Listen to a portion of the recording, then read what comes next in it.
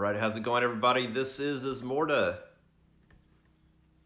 And this morning, during our board game stream, I'm going to be showing you some X-Wing 2nd Edition goodness. Let me just do a sound check. We will get started.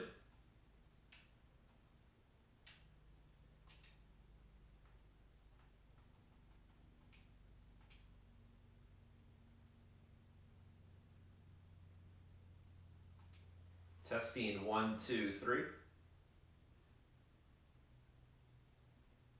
how's it going, everybody? This is Ismortah. Alright, looks good. So let me get the chats up. Alright. So during this board game session, I'm going to be showing you some X-Wing 2nd Edition conversion kit SCUM building. What do I mean by that? This is X-Wing 2nd Edition, which is a miniatures game that you're flying around really cool starships and you're trying to blow up other people and kill all of the other set starships. What I mean by SCUM? When you play X-Wing 2nd Edition, each game, each player is playing as a different faction. Now you can play as the same faction, but everything that you play with has to be of the same faction for each player. So, for example, since I'm doing SCUM, all my stuff has to be SCUM. What do I mean by conversion kits? So currently, I don't have any of the new releases for X-Wing 2nd Edition. All of the models that you see here are actually for X-Wing 1st Edition, but I got the conversion kits so that I have the updated rules for all of the ships that I had. So what I'm building today is really the best squad that I can make for SCUM with what I have. So this is only using X-Wing 1st Edition stuff with the conversion kits for SCUM to see what's the best stuff I can make. Obviously, I would imagine with all the new releases in 2.0 that Fantasy Flight probably put out better cards and better versions of ships so that it's better in competitive play, so that it entices you to get the new stuff. I just haven't done it yet because I've spent such a large investment in 1.0 that I already have a shit ton of ships and a shit ton of cards. So I just wanted the updated stuff to make it playable in the 2nd Edition format. But I still have a lot of cool stuff, really cool strategies, which I will share. SCUM's really a lot of fun for me just because they use a lot of unorthodox weapons and stuff. In particular, they use illicit upgrades, which only SCUM can do. And I'm also a huge fan of using ion weapons to disable ships. And with SCUM, there's a lot of different ways you can accomplish that. And I'll get more into that as well. And so that's the idea. So, let me make sure this is still running.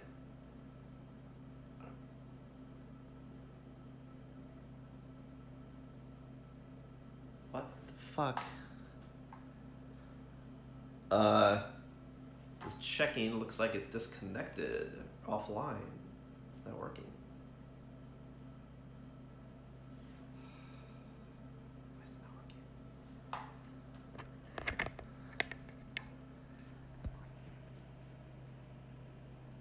Sorry guys, I'm trying to figure out what's going on. This is saying live, yet I'm looking at my stream and it's not showing that it's up. So I'm trying to figure out what's happening.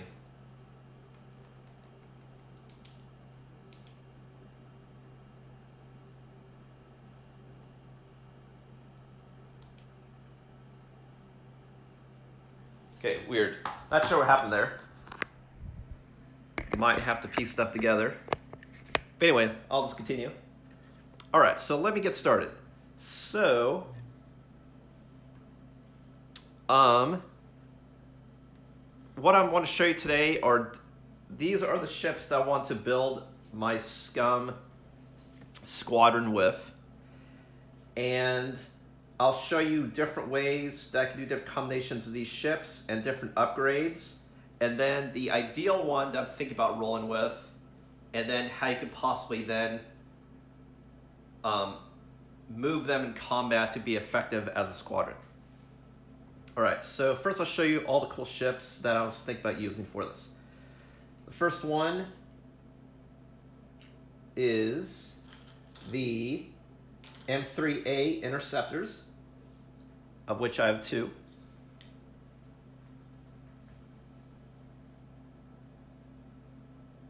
It's a really cool ship, pretty small, and what's awesome is they're very fast, very nimble, and you can go get around really cool, especially having them go together. Yeah, really cool paint jobs too. And you'll see that's one of the themes with these ships also, is with the exception of the Star Viper, they all kind of had the same paint job, which is pretty thematically cool. All right, next one, I have the BTL A4 Y-Wing. I really like the paint job on this one. Just we look at the engines, the fact that it fades from the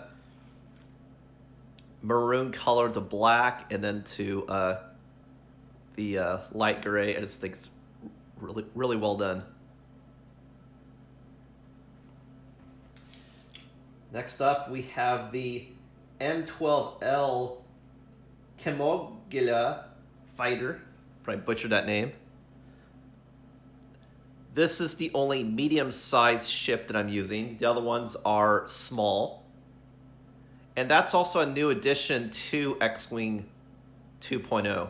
Is before there were just large ship bases, small, and then huge. So this base didn't exist before. There was an even bigger base for, like, for example, the Millennium Falcon, then the small ones, and then the epic-sized ships. But it was really good that they introduced a medium-sized platform, just because there are ships like the Fire Spray class fighter, Boba Fett's ship, Slave One, that it was bigger than other starfighters. It's bigger than an X-Wing, but it is smaller than like Bosk's ship, for example. So it's not a large ship, but it was a starfighter. It's a medium-sized, and it's important in combat because if you overlap bases, then you have to forfeit your attack for that round, as well as you can't use any actions. So it kind of is a big deal as far as where your bases land. And then lastly, I have, which I heard before, the Star Viper class attack platform.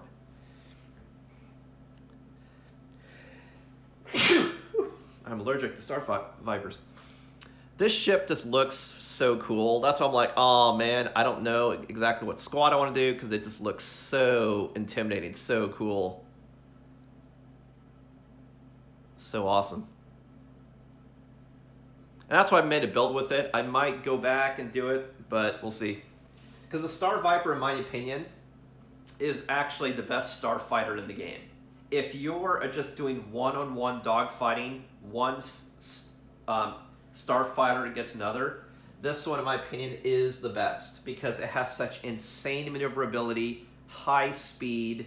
It could do unorthodox turns and unorthodox bonus thrusts and maneuvers on top of its maneuver it normally does. So it's so crazy in combat, and it has decent hull, it has some shields, it has good weapon system. It's just all around badass, and it looks badass. So that's why I'm like, I'll keep it in the mix, and maybe in some comments let me know. But yeah, one-on-one, this ship is just amazing.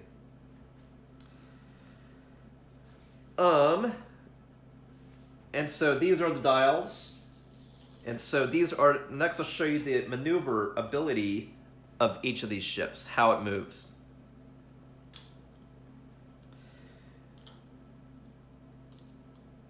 All right, and I apologize for the beginning of the stream. I don't know if it cut out and now I have to merge stuff together, or if it just disconnect, being able to view Twitch. I don't know, but I'll see when I put the video together.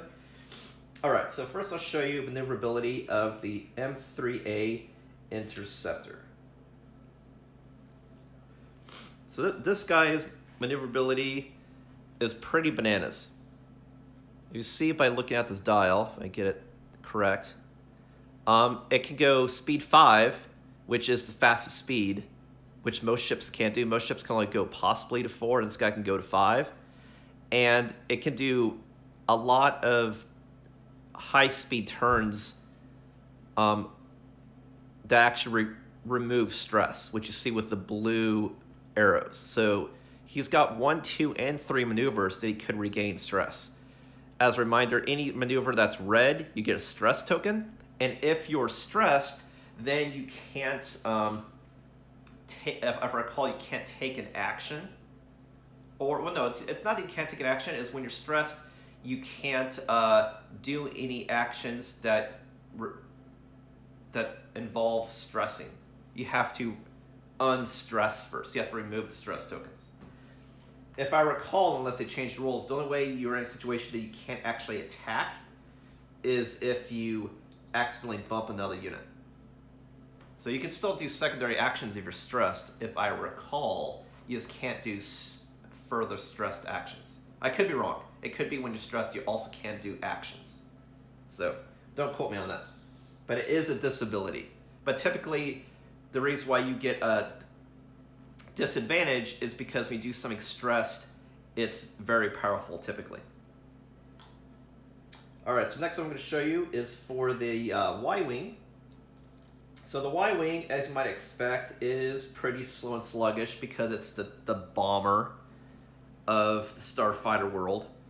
So looking at this movement profile, you see it doesn't go speed 5.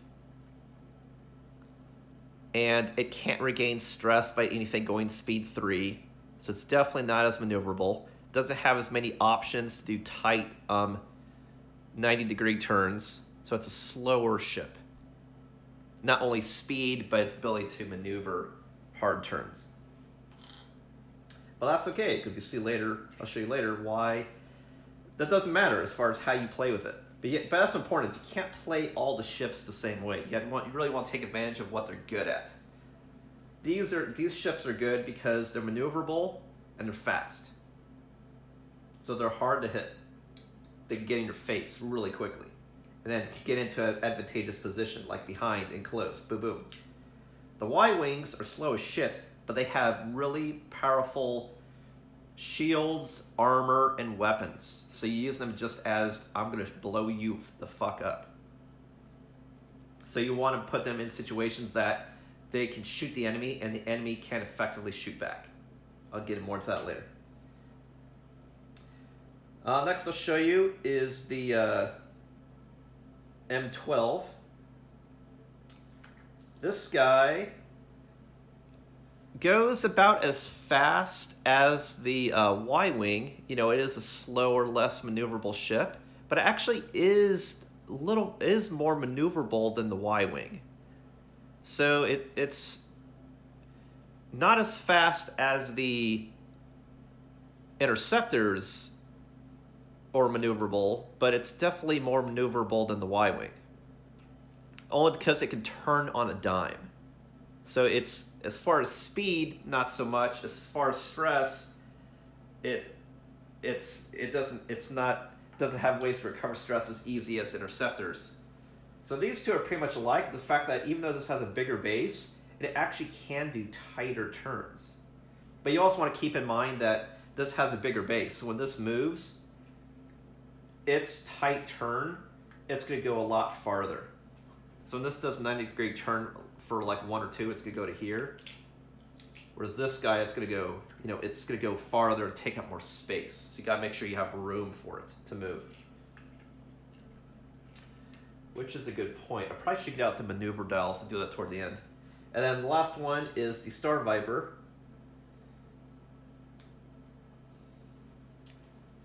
So this guy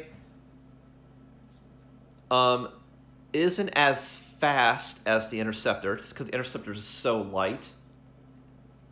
But it has really great maneuverability, and it's got special options that the other ships didn't have. Like you see the 3, they can do an arc and then look backwards maneuvers. So the Interceptor had something similar to that. The fact they can do a 180, multiple 180s, and go speed 5. And and a lot of ships have the ability to go 180 just to do a quick turnaround, but then you stress doing it. This ship doesn't, but it's also more tactical. So instead of someone following you to do a 180 turn and then face them, it can actually angle out of the way, out of the shot, and yet still turn around and return fire. So it's actually a better maneuverability. But you see this also doesn't have level 3 stress because it is a larger fighter.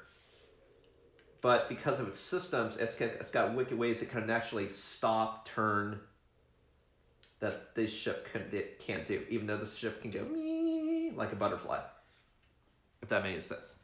So they all feel and move a little different. This guy is sluggish.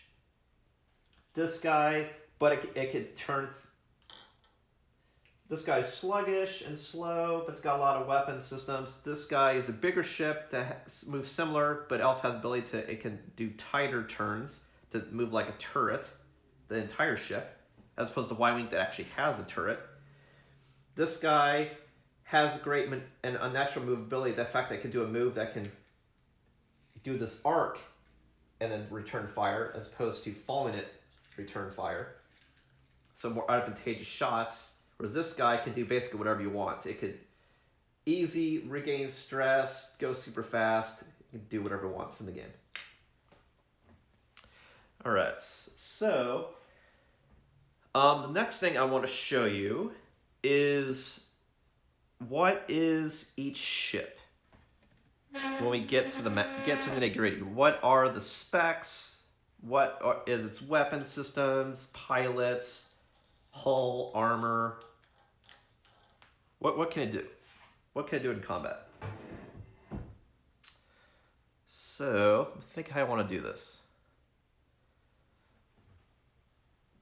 I think I will pick up the cards and move the camera and just so you can get a better view. And again, sorry about the beginning of the stream. I don't know if it cut out or not. It's not one full video, but we will see. All right, so give me a sec. All right. So I want to show you each guy individually now. So first up, we got the Star Viper. And so what the number again means here is the order of events when you move as well as when you shoot. If I recall, the higher numbers move first, shoot last, and lower numbers move last, shoot first. And if I also recall, you do all of your movements, then you do all of your shots. I think it's the opposite of Armada, which is you shoot and then you move. But again, don't quote me on this because I'm just building my fleets for fun and what I'm going to use in combat. And then I'm going to relearn how to play the game. So if that has changed, that is entirely possible. But if I recall, it's you move and do an action. And then once everyone's gone, then everybody in order then does their attacks. All right, so this guy is just all-around powerhouse. Like, he's got really, really good weapons, really good maneuverability, really good armor, a little bit of shield, and every ship normally has 4 different actions. Not all actions are the same, but all ships have 4 actions you can do. So you can normally do a move and an action. This guy is unique because not only can he do maneuverabilities, but then he could also get a focus token, but you stress doing so afterwards. But it's cool that you can do essentially multiple actions in a turn if you stress. And then he's got the ability that he can stress to do a 90-degree turn to rotate after he does something. So if you're out of position, you can then get your shots lined up. And then he's got micro thrusters that you can, after you perform a barrel roll, which is this guy, that you can use, well, it says you must use this template instead of this one. Meaning instead of going straight when you get a bonus thrust, bonus distance, you arc at an angle. which you wouldn't think is big dude, who cares? But when people are trying to shoot you dead on, if you can barely get out of the way, you can get out of their shot. So it is a big deal. All right, for the M12, get out of the light. Sorry about that. This guy is basically the tank. He has high armor, high shields. Again, really good weapons, just like the Star Viper. But it has really shitty maneuverability. And he has a huge base, so he's an easy target. So it's like, what do you do? Well, he's got a lot of options that he can regain shields, actually, or blow up the enemy before they hit him. You see he has the ability to recharge weapons he uses, and he has energy, because he can use some really powerful weapons and stuff involving. Like, for example, at the start of your engagement phase, you may choose one shielded ship in your Deadeye. And I'll show you what that means. What that means is, when you look at the ship, the front of the ship, that's the angle of his shot. Anything within this radius, he can fire at. And depending on the distance, that determines how many modifiers or demodifiers you get. But if you're in this arc that you're directly in front, not in frontal view, but directly in front of his cockpit, he gets additional bonuses to his stuff. So this guy he can basically steal a shield. He can remove a shield from the target and then gain a shield. So that's a way he can heal. And then also dead to rights, when you perform an attack, if in that same dead eye arc, defense dice cannot be modified using green tokens. So you reduce the player's ability to modify the green dice, which are the defensive dice to defend against attacks. So if you can get that dead eye shot, you can have a more effective attack, automatically reduce their shields, blow them to shit. All right. Next one, we have the Y-Wing. The Y-Wing is kind of similar to the M12 in the fact that it has high hull, high shields. It has less effective weapons, but we don't give a shit, and I'll explain that later. It's because he's actually going to always use his turret, not his primary weapon. And then this guy has really shitty maneuverability, but we don't necessarily care because we want to be really support in these fights. We don't want to be the main target. And I'll explain how I do that. This guy can also recharge any consumable weapons, but he has to stress to do so. You see he gets a bonus when he uses his turret, which he will use. And then next up, we have the two M11s. So each one has similar build. They have high agility, decent hull, weak shields, and okay weapons. But that's because one of the advantages in this game is if you can get in distance 1, you get a bonus die to attack. So this 2 will become a 3. And this guy always wants to sneak in and get in close. And the fact he has high maneuverability and high speed, and these two will actually be flying always together, I have a high chance of getting one of them in close to get the shot off. That's more effective. And you see what's really cool about these guys also is they have just the, I call it the defense icon, that they get a bonus dodge to 1 damage always. They can always dodge 1 damage always, on top of them rolling defense dice, which is really awesome. They have weapon hard points, which means I can put a super weapon on each one of them, which you'll see I alternate either between a high powerful heavy laser weapon or a ion torpedo. I'll get more into strat in a sec.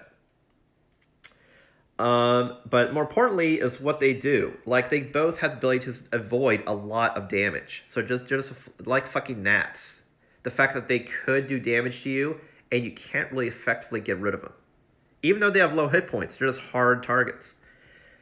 Surizu, for example, he can get you out. While a friendly ship at range 0 to 1 defends, it may re-roll one of its dice. So what that means is, if I have Surizu always fly near my other friendly ships, they get bonus to their defense, which is amazing. And then this other guy, if he ever defends, or if he attacks and misses and whiffs on his attack, he gets an evade token. That's what it is. It's an evade token, which is a free dodge to when someone successfully hits you, which is huge. So this guy is a hard target. If this guy gets an evade token and you spend your action to do an invade, you can prevent 2 damage on top of the fact that you can roll defense dice. That is huge. And then if Surizu helps out, that means he gets 3 dodge tokens. It's crazy. And that's why you want to have these 2 fly together. That way force the enemy to always target this guy first. Or not target this guy at all because he's so hard to hit. And then Surizu, if I have him fly around my heavier ships, they get bonus, can cancel damage. And that's one of the things I'm going to do. All right, so now let me show you some builds. Put this back for a sec.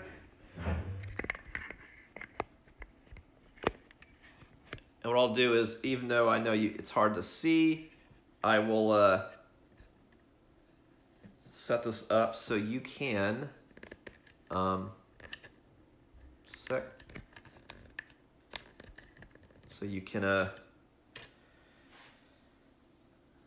see what each card is.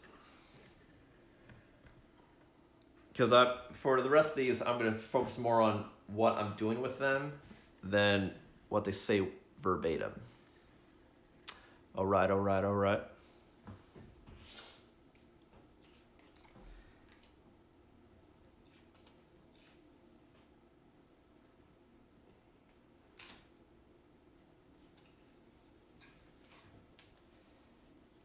Okay.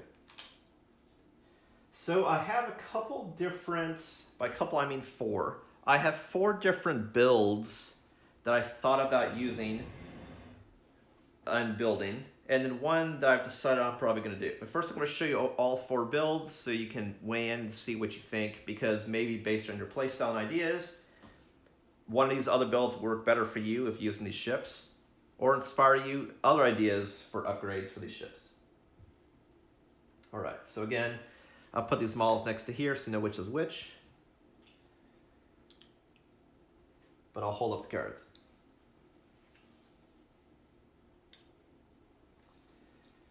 All right.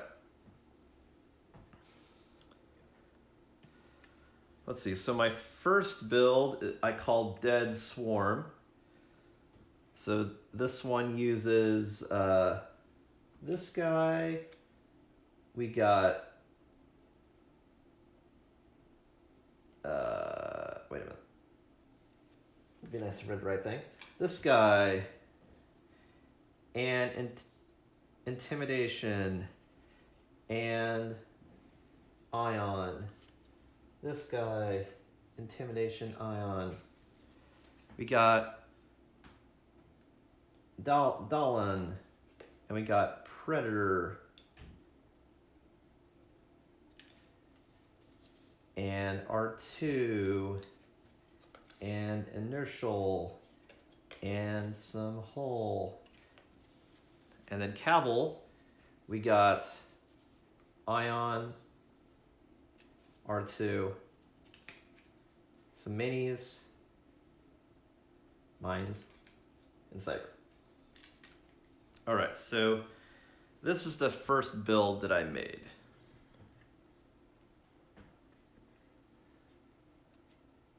So we got Surizu with Intimidation. That way when I get super close, I can make it easier for all my ships to hit. I have Ion Torpedoes. That way I can throw up Ion tokens on ships. And with ships with Ion tokens, if enough Ion tokens, they actually can't move more than speed 1 which is great because that makes them dead in the water. This guy, attached with exactly the same stuff. We're going Intimidation, Ion Torpedoes. Because again, I want to stack Ion tokens so that if everyone's doing Ion, you increase how fast and then the odds of me getting someone to be ionized. For a Dallin, I got Predator, which makes him more effective doing that Deadeye shot, which I want to do with that ship because of the multiple bonuses if I get a Deadeye shot. So he always, I want to get right in someone's face to shoot. So he can reroll attack die. R2 Astromech. That way I could spend energy to recover shields if he takes damage, because remember, he is an easy target because of his low evasion. And the ship, since he has the ability to easily recover and reload, he can regain that energy also. Inertial dampeners, just so Dallin can act more like a turret. The fact that if someone's engaged with me, I can stop on a dime, spend the shield, but then can potentially get the arc I need to blow up the opponent. And then with the R2 unit, I can regain a shield. Or if I have my Deadeye shot, I could siphon an enemy shield to regain a shield. So you got a lot of options. And then of course, hull upgrade to make my tank even beefier, so it's even harder to kill. So you see all my ships to different degrees are hard targets, with the exception of the Y-Wing. Or is that true? So here's the Y-Wing.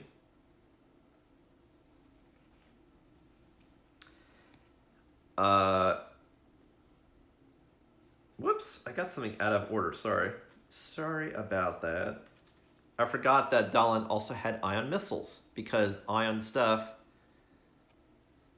Wait, does he have ion missiles? No, I think I picked up the wrong thing. 1 second. Yeah, I picked up the wrong ion. Nope, I was right. Alright, so Dallin didn't have ion anything.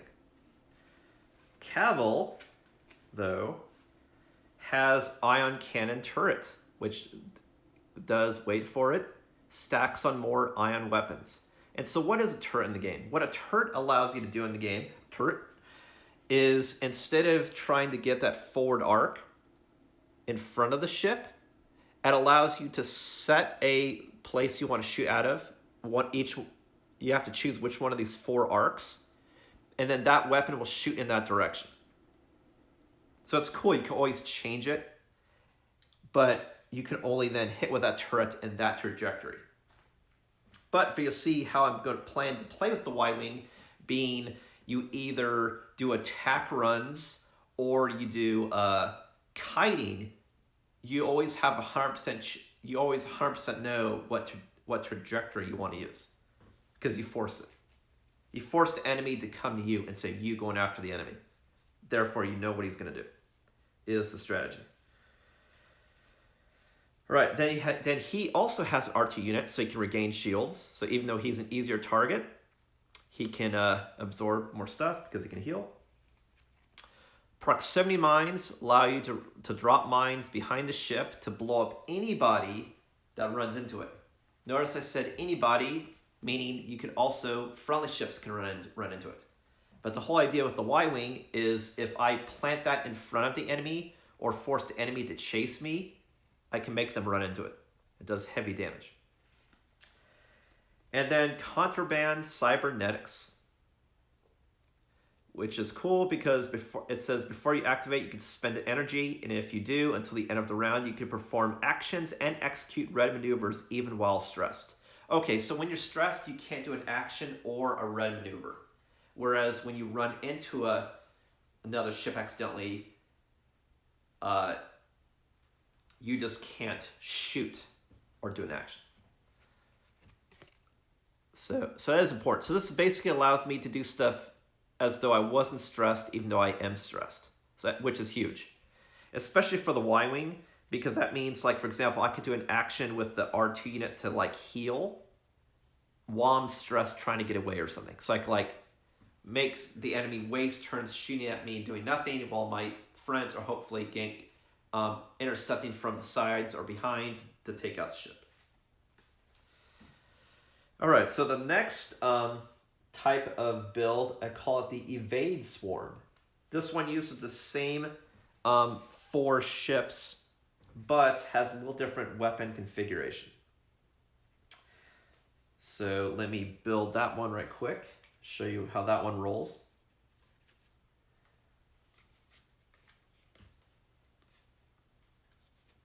So this one, for the little dudes, they have Elusive and Ion.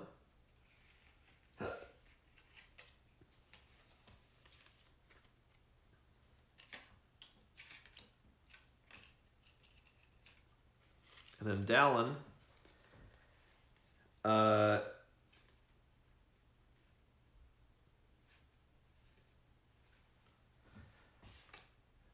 gets a cloak, and then the Y-Wing has the same build. All right, so for this different build, I focus on being able to still do Ion strategy, but focus more on defense than being in an advantageous position. With these guys, before the other build was like I getting close to make it easier to hit, and I turn on a dime so it's easier to hit. So the Dead Swarm makes it easier to hit, whereas the Evade Swarm build, it makes it harder for enemy to hit me. So I'll show you how that one rolls. So this one was Surizu. Instead, you have an Ion, Torpedo, and Elusive. What Elusive does is while you defend, you may spend 1 energy to reroll a defense die, and when you fully execute red maneuver, recover 1 energy, so you can do it again. So it makes it hard to hit, and then what you can basically do with the ship is you can roll at speed 3 or speed 5, then do a 180 turn, so that you get out of dodge, turn so you can re-engage, and then because you did a stress maneuver, you regain that evade token, that energy to do elusive. Leighton, unless I'm butchering the name, same thing with the other ship. He's got iron torpedoes now and elusive instead of intimidation. For Dallin, he still has Predator. He's still got the R2 for shields. But now, instead of these other 2 upgrades, he has Cloaking Device, which allows him to get +2 defensive dice he can roll, but then you can't use weapons. It could be also you can't do secondary actions. I don't remember all the rules of stealth off the top of my head. But you basically can't do anything with the ship, but you're harder to hit. So I can make it so the ship won't do anything until I get an advantageous position. Then I drop the cloak once I'm in that Deadeye arc, and then blow a ship to ship, is the idea. And then Cavill has exactly the same build as before. He's got his ion turrets. He can regain shields, blow up people from behind, and then do stressed actions while stressed in an emergency situation. Because the Y-Wing, if I haven't conveyed already, man, if he gets gained up by a bunch of ships and has no defense dice that I roll and evade, he could die in 1 round. It's entirely possible. I mean, he has a lot of hit points, but it's very possible if 2 ships roll good and target him. So it's really important to not have him be the primary target, and then to regain those shields. All right, so I have 2 other builds, and these 2 other builds, instead of using I'm going to try to say it again, the Kimogila, instead of doing the Kimogila, we're going to retire him, instead bring in the Star Viper, because he's star of the show. So it'll be the Star Viper with the Y-Wing and the 2 M13 interceptors. Is M11 M13? No, not even close. These are M3. These are M3s. This guy is the M12L. All right, so the next two builds are going to have these 4 dudes. That way I have one less ship that's really, you know, you got to babysit it so he doesn't die, because most shots are going to hit connect, with another ship that is hard to hit. And like I argued, the best starfighter in the game. All right, so to build that, we are going to use Dallin, and we're going to have, let's see here, looks like everything.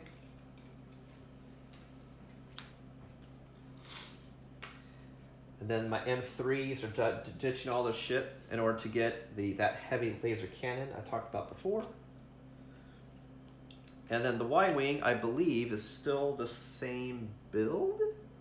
No, he's a little different. The Y-Wing, I'm building a little different. Instead of going ion weapons, I'm going more pew-pew. Okay. Alright, so this is the newest build. So this build, which I called Star Build, again, is based around these 4 ships. You can't even see what I'm looking at. Sorry about that. It's based around, for fuck's sake, those 4 ships right there. The 2 M3s, the Y-Wing and the Star Viper. And the whole idea is, with this build, is I dropped the whole idea with using ion weapons, and I'm focusing on, I'm just going to dodge all fire and hit like a truck. Which you think is, wow, isn't that arguably the better build? Possibly, but like I said, the reason why I really like the ion weapons is you have it so you force the enemy to be in a position that you want. They can then gang up. So the way the strategy is, everybody is just awesome. And you just, effectively out-dogfight the opponent. So we'll start with the best dogfighter. We have Dallin.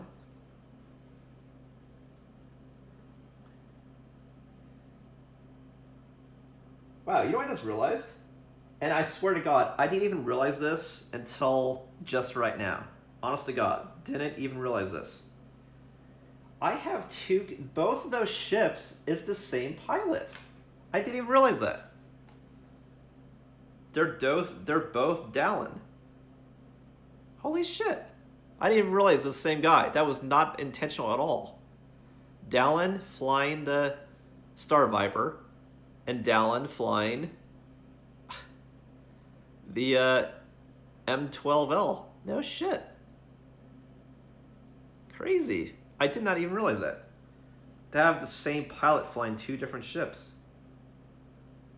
How interesting. Okay, anyway. That's pretty cool. Did not even realize that. Alright, so Dallin flying the Star Viper. He's got fire control system, which allows him, when he has a lock, to reroll an attack die, which is great because that means if he gets in close and has fire control, he's basically rolling 4 dice, but because it's a reroll, it's basically like you're rolling 5 dice. Because you're not going to roll well with all of your dice, so it's like another opportunity, which is awesome. Daredevil, which gives him more maneuverability whenever he does a white boost action, which he does because he has that as an option on his actions, which allows him to get more maneuverability and be able to get into position. And what this says is when you do a boost action, you could treat it as red in order to use a different template instead. So instead of boosting forward, he can boost to the side to get out of the way, which is pretty awesome. So that's something like the Star Viper is just crazy maneuverability. If you can guess what you think the opponent's gonna do, man, you could just get all up in his business. It's crazy. And then he also has Afterburners, more of that crazy maneuverability. The fact that when he does a full speed 3 or 5 maneuver, he could then spend energy to do an additional boost. And then when you do that boost, you can do that boost to look however you want. So again, just his maneuverability is just crazy. And now after talking through it, I don't know. I still think it's funny that it's both the same guy, but I don't know. The Star Viper's pretty cool, and it looks pretty cool. It's pretty awesome. Pretty legit. I mean, do you want that behind you? No, it looks like a fucking Black Widow. You don't want Black Widows on you. It's crazy. All right, and then for the M3s, instead of all this ion and maneuverability shit, just give it a huge fucking gun. Just blow up the enemy. You're already hard to hit, and he may not shoot at you. Now you force him to shoot at you, because otherwise you're going to roll 4 dice with a weapon. That's crazy. Same thing with Leighton. He's sporting that laser cannon. And then Cavill, instead of doing ion garbage, instead you give him a dorsal turret. So this doesn't shoot as effective as the other ship. It shoots 2 instead of 3. But remember, this guy adds 1 because of his ability. So that means the ion turret would actually be shooting at 4, and this will actually shoot at 3, which then is like pretty good. And the fact that you can shoot at 360 potentially, even more so. And this is just doing raw damage. So if you do more than 1 damage, get more than 1 hit. And then of course he's got the other basics to keeping the Y-Wing alive. Give it more shields, dropping bombs, do stuff while stressed. Cool. And just so you know, like, I don't expect this stream to go super long. I just wanted to show you stuff. I know we're already at 45 minutes. So let's keep. I just have one more build to show you, and then I'll show you the build I was thinking about just rolling with, and potentially how you can maneuver those ships to be successful in combat. Man, I am still dripping balls off the fact that this is the same dude. I just thought the dude was so good. It's like everything he flies is fucking gold. Everything he flies. Man, he's like the MVP. Look at that. That's awesome. That is, man, not intentional at all. That's pretty cool. All right, so my 4th build, I call it Hive. So it still uses the Star Viper Interceptor's Y-Wings, but it's a combination of having some weapons and some ion, in case maybe you want to make a build that has that balance. The fact that if you have weaker ships and you want to lock them in place so you can kill them, you have some ion abilities. If you have somebody with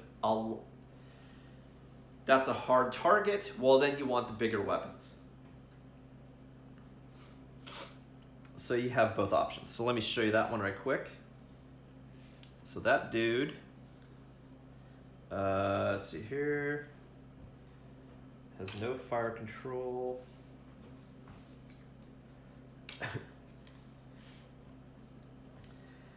He's got a heavy, but then the other ship has a ion.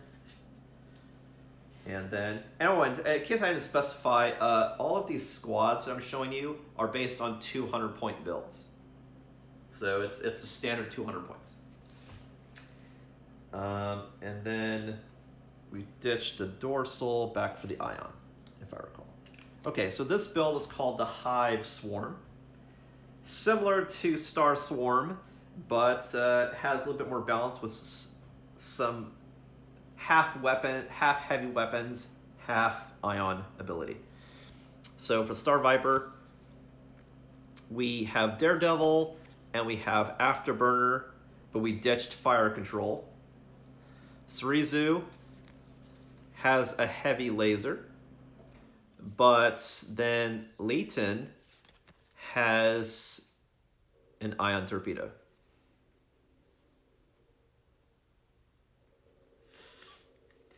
And then Cavill has a similar build to before, but instead of having the dorsal turret, he's got the ion cannon turret, as well as the other standard goodies for the ship. Cool. All right, so the build that I'm going to show you as far as how to fly, because what I've been thinking about doing, is the first one actually, Dead Swarm. that uses high ions and what I call is a mix of every type of way you'd fly a starfighter. The fact that I'm using what I call the turret strategy, I'm using a kite strategy, I'm using a squadron strategy, as well as orbit strategies. And I'll show you what that's all about. All right, so let me rebuild that guy right quick. So that's going to use, I'm still tripping that I had 2 Dolans. It's crazy. He's so good. All right, so that's going to be using the, God, I keep forgetting how you say it. Chemogila fighter, and the Y-Wing, and the interceptors. So let me just get that built for you. Right quick. And then I'll show you some what the builds look like, and how I use the build. How you use the build, how you fly the squadron, and that'll be the stream. So just give me a second. Update what I need.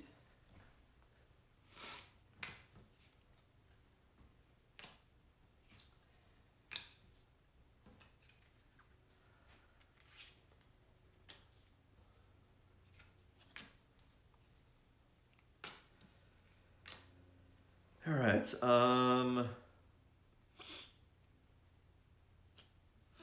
Cavill is correct, and then Dolan. It's funny I kept saying Dolan, but Dolan's everywhere. MVP. All right. I got Hull. We don't have Ion. We don't have Dorsal. We got Predator. Boom, boom, boom, boom, boom. Right. I think that's right. Almost ready. So again, so for Dead Swarm, I'm not going to show you again what it is. You know what it is. It's using all ion weapons as well as intimidations on the interceptors. And with the Chemogila, it's using hull upgrade and inertial dampeners. Okay. All right.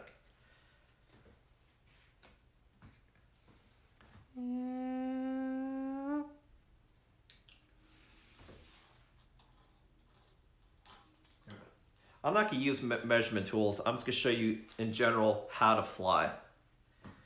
Nobody doesn't get super technical. You just need to, I just want you to have an idea, be able to know what the build is, what ships to use, and in general how to fly them to be successful. Obviously, I'll have more information on what works when I start test out in battle, but the strategies are pretty sound. Obviously, when you play the game, you just dogfight. But really, if you're just dogfighting 1v1, again, this guy is the best. But if you have multiple starfighters, and that's what's going to happen the majority of the game, you need your ships to work in some sort of unity so that you ensure that you're taking out more of the opponent's ships than they're taking out your stuff. And then what you do when ships start being destroyed, or what ships do you want being destroyed first? Obviously you don't want your ships being destroyed at all, but it's just a matter of attrition. Eventually stuff's going to die, so you just want to make sure you're in a better position when that happens. All right. Let me make sure I have all my dudes. And now I'm just going to lay it out just for reference, I can act out stuff a little bit. All right. So again, this is the Dead Swarm. Let me see. What would be the best camera angle? It'd probably be better if... Keep it like that. 1 sec. Now I'm just going to fan it out so I can read my own shit. And then show you how I fly it. In a nutshell.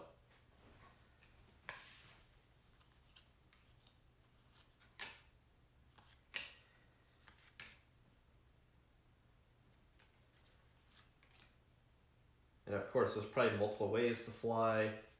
I'm still experimenting. And that's the whole point of the stream, is to show you what I'm thinking about doing. Okay. So basically, the smaller ships have 2 upgrades. The bigger ships have 4 upgrades. All right, so how do I fly? So I'll show you how I'm flying each ship individually, and then how I essentially want to do it as a group. Okay? The interceptors, I want to primarily do one of 2 things. I either want them to always fly together as a squadron, or I want them to orbit one of my ships. What do I mean by that? When I say moving as a squadron, I mean regardless of where I move this dude, this guy always does exactly the same thing. No matter what. You never leave your wingman. Doesn't fucking matter. Why am I doing that?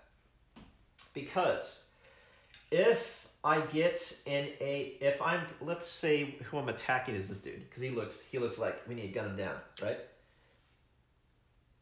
If I'm trying to follow this dude, I don't know exactly where he's going to move. But the fact that I have multiple ships right next to each other doing exactly the same thing, I have a greater berth that if he's in that huge swath, one of these ships is going to get a hit or be in a situation. So for example, this ship, I don't know what he's going to do. I just think he's going to move left. Well, because let's say he can't really move right because he'd go off the table. So I know he's going to move left. Let's say he does that. Okay. But if I have these guys in a squadron and move together, you'll see that since they're together, I didn't know what he was going to do. This guy may not have a shot, but this guy does. I knew he was going left, so now I have this bigger swath instead of this dude, right? Similar, if I'm trying to move and get a Deadeye shot, I can't recall in the core game in the 2nd edition rules if you have just automatic bonuses for getting a Deadeye shot or not. But let's say I want to get that. Like, for example, if I, by moving 2 ships, since I don't know exactly where this guy's going to go, I know one of these ships has a higher chance of getting it. I have a higher chance of getting it because I'm moving 2 guys with that type of attack. This guy misses, this guy will get it, sort of thing. Also, you have what I call the crowding situation.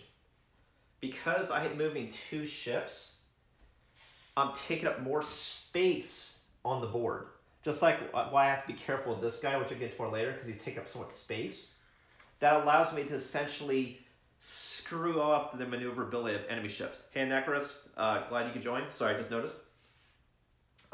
So if this guy is coming in, if I'm moving just 1 ship, there's the possibility we can pass by in the night. And so he'll pass by me, and since this guy has those weird maneuverabilities, he can instantly turn and shoot and might kill me, right?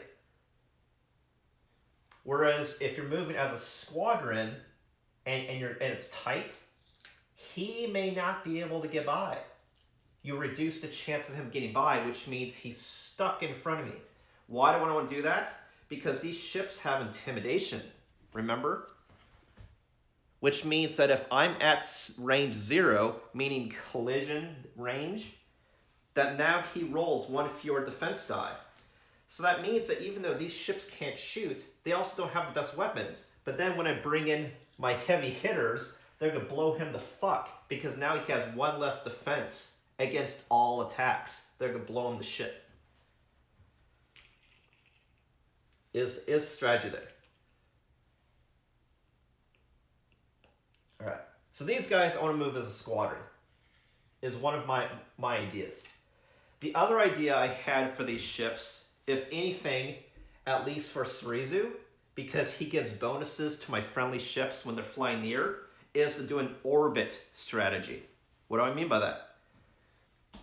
So what I wanted to have doing with him, whether it's with both these ships or just one, let's say with the Y-Wing, I want to have it orbit. So even though the Y-Wing might be pursuing this guy, which is a bad example, let me show you better, and I'll explain why later. Let's say this ship is pursuing this guy, wherever he goes. Then what I'm going to do with Surizu is just orbit. Regardless of where this fucker moves, Surizu is just going to be flying around the ship like this. Why would I do that? For 3 reasons. One is because I'm always at that same distance, I always give that defense bonus. So this guy's hard to hit. So if these guys are going head to head, he's going to be hard to hit and he's going to blow this guy to shit. The other reason is if this guy's orbiting, I could maneuver so that when this guy's engaging and shooting him, this guy can come from the side where he's not going to get shot at because of the angle and can shoot back. So you get in an advantageous situation because he's flying around. So for example, these guys go head to head, bump, this guy's going to fly around and go kill.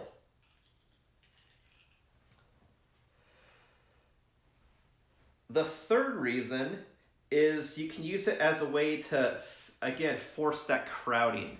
The fact that if this guy's taking a shit ton of damage, I can have this guy fly interference just to either obstruct the shot or if he bumps, stop him from effectively shooting, and this guy can get away. So what will most likely happen is this will obstruct a shot that shoots for 1 less, which makes it easier for him to get away.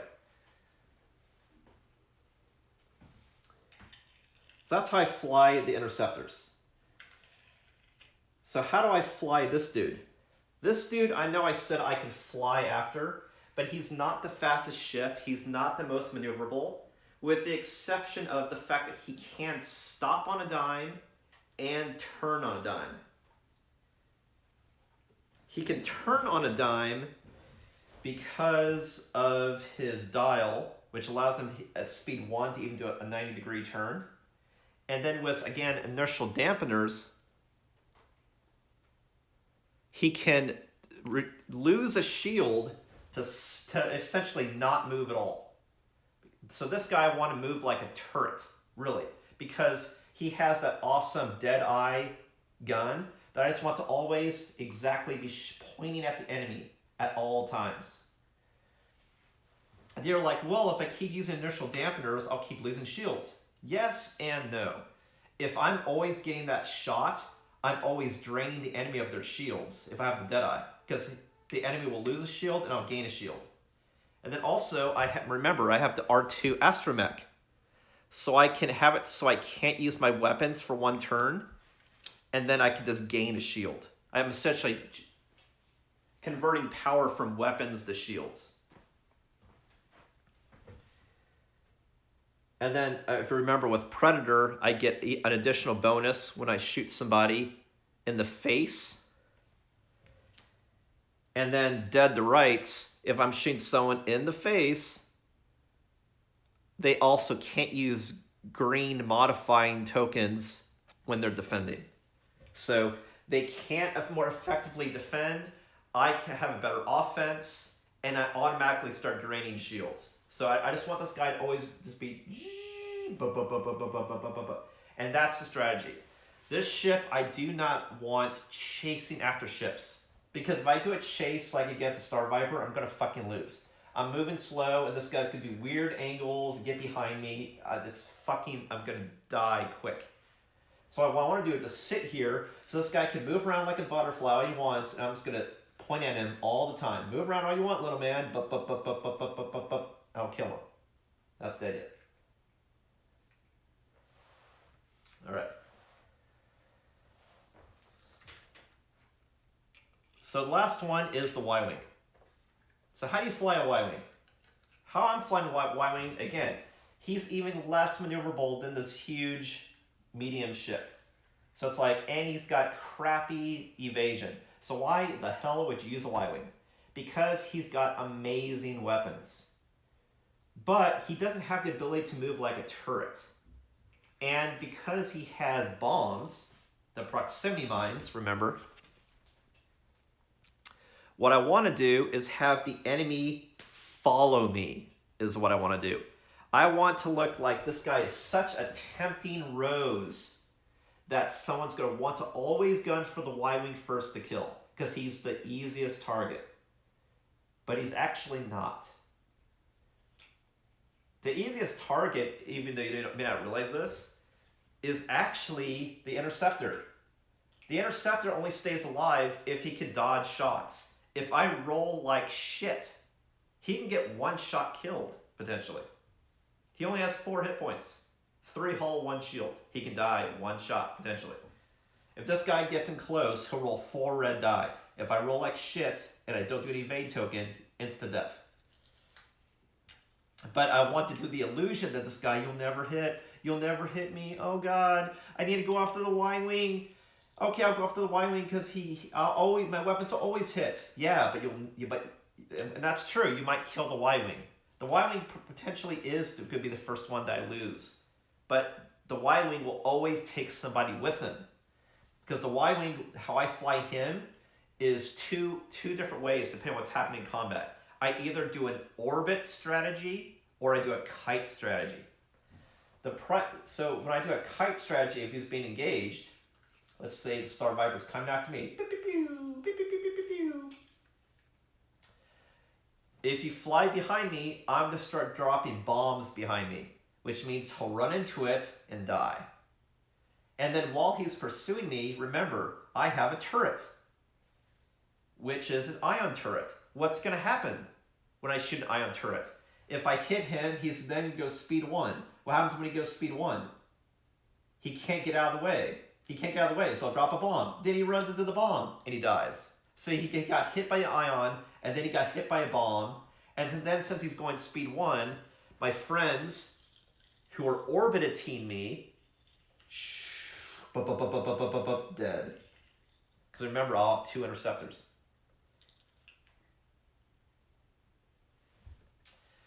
So this guy, if he's being pursued, I always just want to go a straight line. And why? Also, because remember, the ion cannon turret, you need to say what direction you're shooting it. Okay, well, if I know the enemy is always going to be flying fucking behind me, always aim it behind you. And that's the idea. So I want to be at a distance, so I know the enemy is coming close. I'll drop bombs, shoot my guns behind me, force him to get away from me.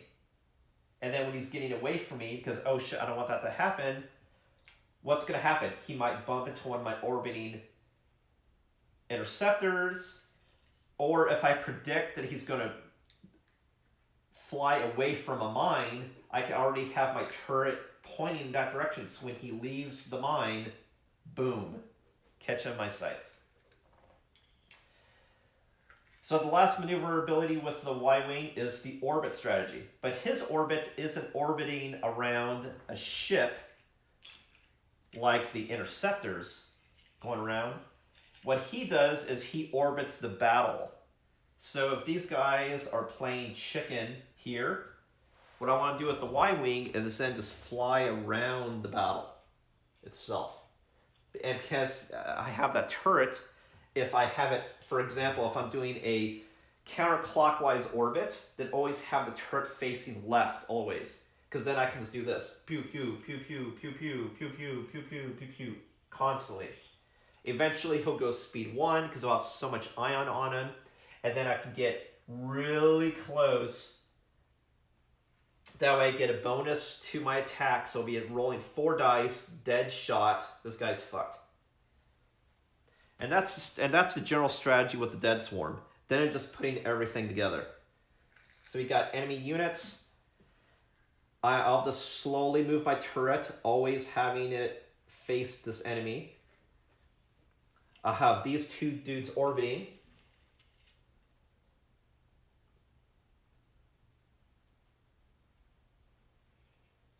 To engage, like this. Because then he calls a crowd. And then I have this guy that's orbiting the entire battlefield. Beep, beep, beep, beep, beep, beep, beep, beep, beep. Ah. That is the idea.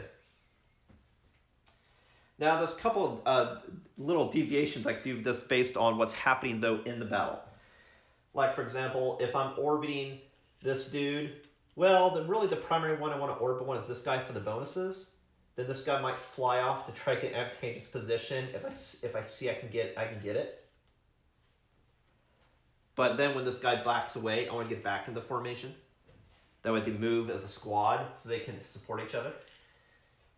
there's the possibility that the Y-Wing, if he starts getting really low on hit points, that I want Surizu instead to orbit the Y-Wing to help support him while he heals and gets away. That way, when he's being chased, he's defending this guy, and then the Y-Wing can drop bombs and shit from behind, and these two can pursue from the back. So he's like wasting his time, and it's high risk pursuing the Y-Wing, and then I can get in position if I know he's going to go behind the Y-Wing to engage and take him out. And that's it in gist. So this just looks like I thought was fun because, again, I'm using a bunch of ion weapons to slow enemies so I can surround and take out. And the fact that it's using multiple different strategies with flight. The fact that we have orbits, we have turret, we have kiting. Just so it's like a lot of different ways that I know what I'm going to do as a team to succeed. Obviously, if you only have one dude left, then it's classic dogfighting. I need to dodge and get in a position that I can shoot him back without being shot. But you want to fly together as a team and do that support stuff. And so again, who has ion weapons in this? This guy has an ion turret. These two have ion torpedoes they can use to help load up ion stuff. This guy is really dangerous with that Deadeye shot, which I always want to get. These two ships can heal their shields, so if it starts going to shit, just stand off and just focus on healing. And this dude, if it goes to shit, he has the ability to spend energy to do stuff while stressed and duress. And lastly, remember, these two have intimidation. So I can crowd to make it so this guy's like, oh god, I don't know what to do, slam on the brakes. And is more vulnerable to attack by the other ships engaging. Well, cool. I just want to share this because SCUM is honestly my favorite faction. All of them are fun different ways because they have different bonuses and cool ships and unique weapons and upgrades you can do. I just really like SCUM just because it has some more like just crazy stuff. The fact that you can cloak, you use robots, you use ion weapons, turrets. I just thought it was just this cool, uncommon stuff you can use.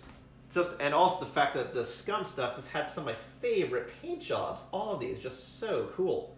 And I think it's cool that these four all look similar, just so they look more like a team.